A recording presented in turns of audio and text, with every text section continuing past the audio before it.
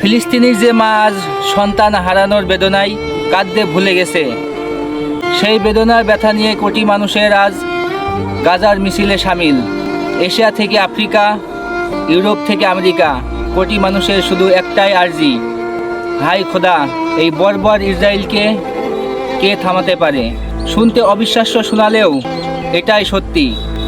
আজ যদি গাজাবাসীর শুধু একজন সাইফুল থাকতেন, শুধুমাত্র একজন বাংলাদেশি ক্যাপ্টেনই পারতেন এই ইসরায়েলির বুকে ভয় ধরাতে, পাল্টে দিতে পারতেন সকল হিসেব নিকেশ। গল্পের মতো শোনালেও এটাই সত্যি।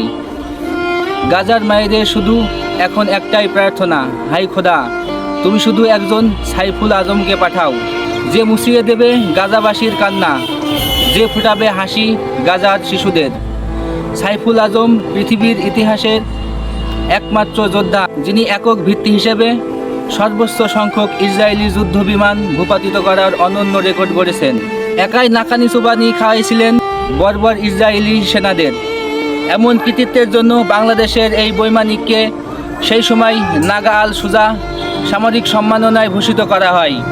এই বীর যোদ্ধার গৌরবময় ইতিহাস হয়তো অনেকেরই অজানা। আমার এই ভিডিওটা যদি আপনাদেরকে ভালো লাগে তো সবাই একটু লাইক, কমেন্ট, শেয়ার দিয়ে পাশে থাকবেন। সবাইকে অসংখ্য ধন্যবাদ।